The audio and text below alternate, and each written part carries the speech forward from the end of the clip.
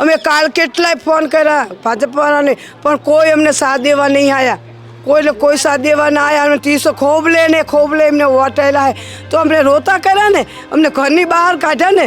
આ ભાજપવાળા એમને ઘરની બહાર કાઢ્યા, અમે ખોબલે એમને મોત આવેલા. બુલડોઝર આવશે તો પહેલા અમે સુઈ જઈશું. એ બુલડોઝર વાળા અમારી ઉપરથી થઈને જવા દે, એ જે કરવું એ કરે ને ઝેર પીવડાવી દે મેડમ આવીને. ખબર નહીં હવે શું થાય છે, ખબર નથી પડતી. આપણે બધા ભેગા થઈએ છીએ પણ આપણે મકાન છોડવું નહીં ને. આપણે બહુ મુશ્કેલથી આ મકાન લીધું છે. બહુ કશું બધું ખેતર હતા ત્યારે આપણે મકાન હતું. અહીંયા મૃદુતા બતાવીને અને બિલ્ડરને મક્કમતા બતાવવાની જરૂર છે. એની જગ્યાએ તમે ઊંધું કરી રહ્યા છો. ખોબલે વોટ લીધા છે ત્યારે તમને આ બધા જ બાળકો અને બેટા અને ભાઈને બધું સરસ લાગતું હતું. આજે એમને જરૂર છે ત્યારે તમે એમને સમય પણ નથી આપતા. હપ્તા ભરી કરીને અમે ઘર લીધું છે પણ હવે બે ઘર થવાનો અમને નોબત આવી ગઈ છે. આ તો CM નો વિસ્તાર છે તો કેમ ના કરી આલે? એ વિસ્તારમાં કરી આલ્યું તો આ વિસ્તાર તો CM નો હોય તો CM ને આ રજ અમારી સાંભળવી પડશે સભ્યોની, અને એમને આવવું જ પડશે. જો અમારી આ સાંભળશે, બેટા કરતા હતા આવ્યા હતા તો શું અમારું બેટાનું જોયું એમને હામું સાહેબે અમને રોતા કર્યા અને ઘર બહાર કરી નાખ્યા. કાલ સવારે બુલડોઝર આવી જશે તો એ તો અમે કીધું ને દવા પીશું ને અમે લહું બોલો ભગવાન ઘેર જતા રહેશું તો અમારે પૈસા જોવું છે. છોકરીઓનું 12મું ધોરણ છે, અમને કંઈ પણ રીતે CM સાહેબને કોઈને અમને મદદ કરે. એક 9માં 2 જવાન છોકરીઓ લઈને હું ક્યાં નીકળીશ? મારા ઘર પરિવારને લઈને હું રોડ પર આવી ગઈ. નથી હું હસી શકતી, નથી કોઈને કહી શકતી. મારે જવાનું ક્યાં? હું ફક્ત 2 જવાન છોકરીઓ લઈને મારે નીકળવાનું પણ ક્યાં? અમારો દોસ્ત પણ શું છે? સાચો દબાણના નામે અત્યાર સુધી આ દાદાનું બુલડોઝર અમદાવાદમાં એ ગરીબોના ઝૂંપડા તોડવાનું કામ કરતું હતું. પણ હવે આ દાદાના બુલડોઝરે વિકાસની નવી ગતિ પકડી છે. ગરીબો સાથે સાથે અત્યારે મધ્યમ વર્ગની સોસાયટી ઉપર પણ એને ત્રાટકવાની પદ્ધતિ અપનાવી હોય એવું આપણને દેખાય. અને એવી ખબરો સમાચાર માધ્યમોની અંદર એ છવાઈ ગઈ છે. શું છે આખી ઘટના વિગતવાર ચર્ચા કરીએ. નમસ્કાર, ક્રાંતિ માર્ગથી હું વિમિત કુમાર. સાથીઓ, અમદાવાદના ઘાટલોડિયા વિસ્તાર એટલે કે દાદાના જ વિસ્તાર, મૃદુ અને મક્કમ મુખ્યમંત્રી એવા ભૂપેન્દ્રભાઈ પટેલના મતક્ષેત્ર ઘાટલોડિયાના એક સ્નેહાંજલિ સોસાયટીમાં ત્રાટકવાનું છે. અને આ વાતથી એ સોસાયટીના જે રહીશો છે એની અંદર એ ભયનો માહોલ છવાઈ ગયો છે. અને સોસાયટીના રહીશોએ એ દાદાને એટલે કે મૃદુ અને મક્કમ મુખ્યમંત્રીને એ અપીલ કરી છે, વિનંતી કરી છે, અરજ કરી છે કે ભાઈ અમે તો તમને ખોબલે મત આપ્યા છે, અમારી અરજ સાંભળો. અને અમારા મકાન જે 35 વર્ષોથી અમે અહીંયા રહીએ છીએ, દસ્તાવેજ છે, પુરાવા છે અમારી પાસે, અને અમદાવાદ મ્યુનિસિપલ કોર્પોરેશનની નોટિસ આવી છે. અમારી જવાની અમે આ મકાનની અંદર કાઢી. હવે આ વૃદ્ધાવસ્થામાં અમે ક્યાં જઈએ? સાંભળો આ રાહુલ દેસાઈનો રિપોર્ટ, જેમને ગ્રાઉન્ડ લેવલ રિપોર્ટિંગ કરીને આ સત્ય ઘટના બહાર લાવવાની કોશિશ કરી છે. મારું નામ તારામતીબેન, હું 25 વર્ષથી અહીંયા રહું છું. અમે મકાન આ લોકો આમાં નોટિસ આવી છે અને તોડવા માટે આવ્યા છે. હવે સાહેબ અમારા બિલ્ડરની ભૂલ છે. હવે અમને કંઈ એવી કંઈ ખબર નથી. 2016ની સાલમાં અમારે આવ્યું હતું, ત્યાં સુધી પેપરમાં આવ્યું એટલે અમને સભ્યોને ખબર પડી. ત્યાં સુધી સભ્યને કોઈને કંઈ ખબર જ નહીં. અને એમાં બિલ્ડર એકલા લડતા હતા અને અમને કોઈ એવું કંઈ કીધું નહીં. તો સાહેબ હવે અમને શું કામ આવું હેરાન કરે છે? તો સરકાર બિલ્ડરને પકડવા પડે અને એમને જવાબદારી છે. અને આ ઓડાવાળાએ બધું નકશા કરીને જ આ મકાન ઓલું કર્યું છે તો જ આટલું ચણ્યું હોય ને. એમ તો 2 મકાન ચણ્યા હોય તરત કેમ તોડવાના આવ્યા હતા? એ અત્યારે બધા મકાન આટલા થઈ ગયા પછી મકાન, અને સભ્યો રહે 40 વર્ષથી, તો એ અત્યારે કેમ તોડવા આવ્યા? જાણે 2 મકાન થયા તાણે એ લોકોને તોડી જતું ને. તો આ બધા નિર્દોષ સભ્ય તો નિર્દોષ હશે ને. અને બધાએ પાસે ONGCની લોન લીધી, ONGCની લોન લીધી છે અને હપ્તા અમે બધા ભરી, વ્યાજ સાથે ભર્યા છે. બધું કમ્પ્લીટ અમે કર્યું. હવે અમે કઈ બાજુના છે? મારે 2 દીકરીઓ છે તો મારે હવે દીકરીઓ મેં સંબંધ ગયો તો મારે લગ્ન છે મહિના પછી, તો હું ક્યાં જાઉં? હું ક્યાંય ને પરણાવીશ. એટલે સાહેબ ગવર્મેન્ટ અને CM અમારી અરજ સુનજો. ના તમારે સુન્યું હોય તો ઝેરના બાટલા લઈને આવજો. અમે બધા તો 150 અમને પીવડાવી દેજો. અમે હોંશે પી લેશું અને તમે હોંશે તોડી લેજો. CM અને મોદી સાહેબને બેને આ વિનંતી કરું છું, તમારી આ દીકરીની વાત સાંભળી હોય તો અહીંયા કલાકમાં હાજર થઈ જજો શ્રીહંજારી સોસાયટીમાં. જ્યારે આ ઘર લીધા ત્યારે તમે ચકાસણી નથી કરી? ના સાહેબ, મારે તો રિસેલમાં લીધેલું છે તો એમાં અમને દસ્તાવેજ કરી આવેલો છે. દસ્તાવેજ કરેલો ગવર્મેન્ટ દસ્તાવેજ છે તો અમને કેવી રીતે એમને દસ્તાવેજ ગવર્મેન્ટ કરી આલો? કેટલા દિવસમાં ખાલી કરવાની કે નોટિસ આપી ખરી? હા 16 તારીખ સુધી ખાલી કરવાનું કીધું, કાલનો દિવસ. અને કાલે સવારે આવશે બુલડોઝર તો અમે બધા અમે સુઈ જશું, અમે ઘર નહીં તોડવા દે, કા અમને મારી નાખો, કા ઘર અમે તો તોડવા જ નહીં દેવી. હા, કા મારી નાખો, ઘર બચાવવા એમને ના હોય તો અમને મારી નાખો, તમે લઈ લેજો. પછી અમે શાના એરિયા ભૂપેન્દ્ર સાહેબને આ એરિયા હે, અમે 30 વર્ષથી ભૂપેન્દ્રભાઈના આ એરિયામાં ભાજપવાળાને વોટ આવેલા હે. અમે કાલ કેટલાય ફોન કર્યા ભાજપવાળાને, પણ કોઈ અમને સાથ દેવા નહીં આવ્યા. કોઈને કોઈ સાથ દેવા ના આવ્યા. અમે 30 ખોબલે એમને વોટ આવેલા હે તો અમને રોતા કર્યા ને, અમને ઘરની બહાર કાઢ્યા ને. આ ભાજપવાળા એમને ઘરની બહાર કાઢ્યા, અમે ખોબલે એમને વોટ આવેલા તો એ અમારે સામું નહીં જોતા. તો આ ઘાટલોડિયા વિસ્તારમાં એ શું કરવાના? કોઈ વૈકલ્પિક વ્યવસ્થા કીધી ખરી સરકારે? અમને હે ને અવડાના મકાન કીધા હે, આવાસના ચાંદખેડા. તો ખબર હે સીએમ અમારા સોસાયટીમાં આવી ગયા હે કે એમને જોયા કે આ લોકો કેવા અહીંયા રહેશે, તો અમે આવાસમાં રહેવા જઈએ સીએમને? રૂમ રસોડાના એક ઘરે 10 જણા હે તો એક રૂમ રસોડામાં રહીએ કે? અમને એકતાના મકાન સીએમે કીધું હતું કે એકતાના મકાન હું અપાવશું, તો કેમ બધું બાજુ ફેરવી દીધું? અમે હવે એકતાના મકાન ના પાડે ને હવે અમને અવડાના મકાન આપવાનું કહે. સીએમને ફરિયાદ કરી, સીએમે કોઈ જવાબ આપ્યો ખરો? મળ્યા નથી. હવે આજ જ્યાં છે બધા સભ્યો સીએમને મળવા ગયા છે. અમે વચ્ચે મળવા ગયા ને તો કે નથી સાહેબ ને આ અમને વચ્ચે અમે 5 વખત બધી બહેનો અમે 5 વખત પાછા આવ્યા. અમને કાંઈ કે અંદર જવા જ નહોતા દીધા. ગાંધીનગર અમે 5 વખત જઈ આવ્યા. આ ગરીબનું કોણ આપે ભાઈ? કોઈ ના આપે. આ લોકો હોય ને અદાણી બદાણીને બધાને કેવા રૂપિયા આલે, તો અમને ચમ લોન આલે ગવર્મેન્ટ? લોન આલીને કે જૂની જંત્રી પણ અમને કરી આલે તો અમે ભરવા તૈયાર છીએ. તો અમે હપ્તા કરી આલે તો અમે લોન ભરશું.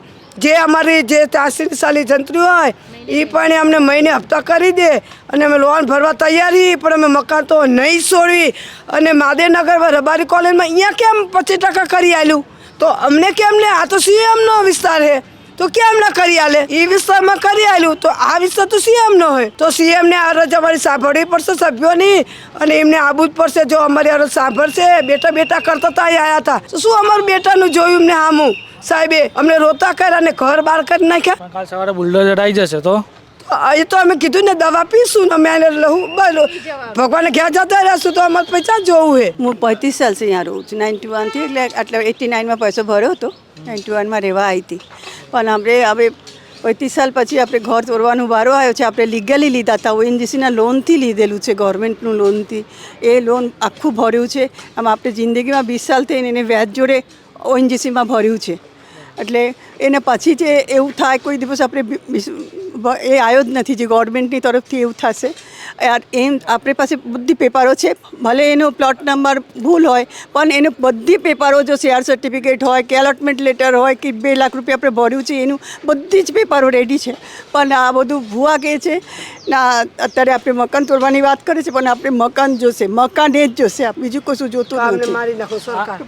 નોટિસ ક્યારે તમને મળી? નોટિસ તો એમ વચ્ચે એકાદ આવતા હતા પણ કશું કાર્યવાહી નથી થઈ. પણ આ વખત જે નોટિસ આવ્યો છે 7-8 દિવસ પહેલાં એને 16 તારીખનો એનો નોટિસનો કાર્યવાહી પહેલાં રવિવારથી ચાલુ થઈ ગઈ છે, કાલથી. કાલે આવીને એટલે ખોદ્યો તો અહીંયા જે આપણે લાઈન કાપ કરી દેવાની માટે, પણ આપણે કરવા નથી દીધા. બધા ભેગા થઈ ગયા હતા.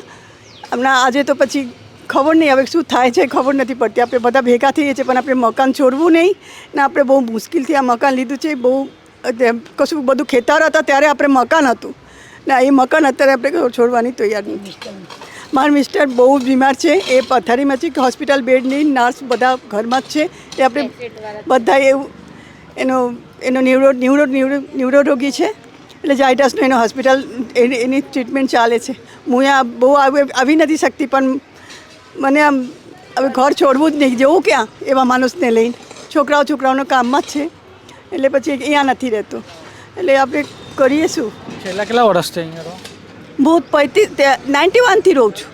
91થી આજ સુધી 35 વર્ષ થઈ ગયું છે. અમે 35 વર્ષથી અહીંયા રહીએ છીએ અને અમે ટેક્સ પણ બધું ભરીએ છીએ, બધું કરીએ છીએ. હવે બિલ્ડરો આવીને અને આ મ્યુનિસિપાલિટીવાળા આવીને એકદમ નોટિસ મારી ગયા કે ખાલી કરો. હવે મારી છોકરો અહીંયા ભણતી કરતી હોય, મારા વરને એટલો પગાર અમારા હાઈફાઈ નથી તો હું ઘર લઉં કે છોકરીઓને ભણાવું? છોકરીઓનું 12મું ધોરણ છે. અમને કંઈ પણ રીતે સીએમ સાહેબને કોઈને અમને મદદ કરે. એક 9મામાં જ 2 જવાન છોકરીઓને લઈને હું ક્યાં નીકળીશ? મારા ઘર પરિવારને લઈને હું રોડ પર આવી ગઈ. એવો મારો હાલ છે હમણાં. નથી હું હસી શકતી, નથી હું કોઈને કહી શકતી. મારે જવાનું ક્યાં? હું ફક્ત 2 જવાન છોકરીઓને લઈને મારે નીકળવાનું પણ ક્યાં? અમારો દોષ પણ શું છે? જેણે કર્યું એને તમે પકડતા નથી, જે નિર્દોષ છે એને તમે પકડો છો. એવું જ થયું ને. મારા સસરાએ તો ONGC માંથી લોન લઈને ઘર લીધું છે. એવું તો છે નહીં કે અમે આવીને બેસી ગયા છે તમારે ત્યાં અને અમે બધું લઈ લીધું છે. અમે તો બધું લઈ હપ્તા ભરી કરીને અમે ઘર લીધું છે. પણ હવે બેઘર થવાનો અમને નોબત આવી ગઈ છે. એક બાજુ મ્યુનિસિપાલિટીવાળા એને દબાણ આપે છે કે કાલે આવીને તમારું ઘર તોડી કાઢશું. રાતે ઊંઘતા તક નથી. છોકરી 12માં છે છતાં ભણતી નથી. એને હવે એવું છે કે મમ્મી જઈશું ક્યાં? હમણાં ઓલરેડી એની એક્ઝામ ચાલે છે, એમાં પણ એ ફોકસ કરતી નથી કે મમ્મી આપણે નીકળીશું કે જઈશું કે મારી સ્કૂલનું શું કરું? હવે હું છોકરાઓને પણ શું જવાબ આપું? એના કરતાં તો એમ થાય છે કે બુલડોઝરવાળા આવો, અમને જેલ લઈને પીવડાવી દો અને તમારે જે કરવું એ કરો. બીજું તો અમારી જોડે કંઈ રસ્તો નથી. બસ હવે ઘર સિવાય અમારે જવાનું ક્યાં અને શું કરવાનું? બોલો. સરકારે કોઈ ટાઈમ આપ્યો તો ખરો કે ડાયરેક્ટ જ આવી ગયા હતા? શું ટાઈમ? બસ મહિના પહેલા નોટિસ આપી હતી ખાલી કરી દો. પણ આ તો એકદમ જ 16 તારીખનું 3 દિવસ આગળ નોટિસ આવી ગઈ આયો શોધના સાથે.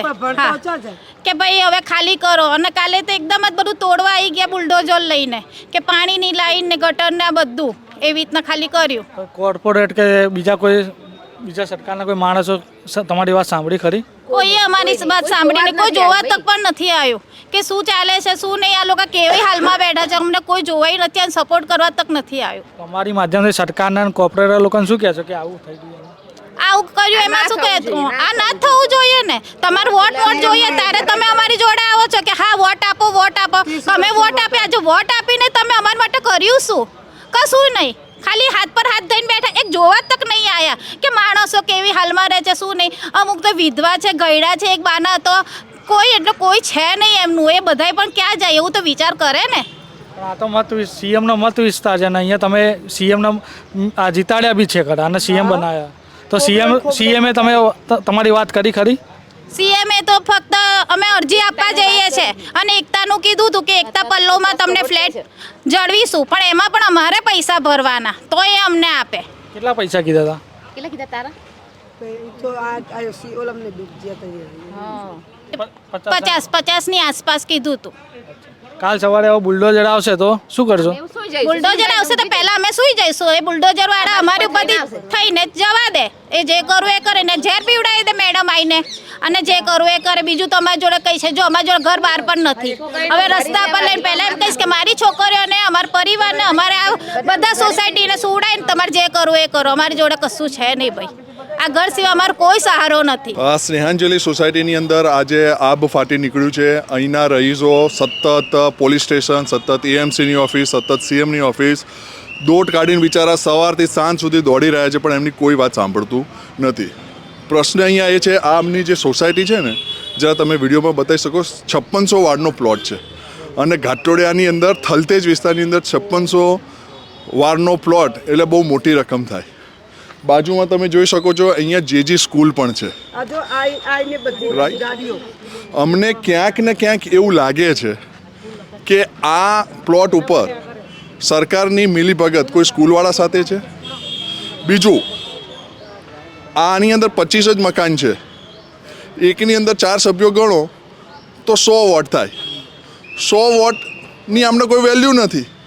જો અહીંયા 5000 2000 વોટ હોત ને તો આ જમીનને કશું ના થાત. પણ 100 વોટ ભલે ને જે થવું હોય થાય. 100 વોટ ભૂપેન્દ્રભાઈને અને અમિતભાઈ શાહને ઓછા મળશે. કોઈ મોટો ફરક પડી જવાનો નથી.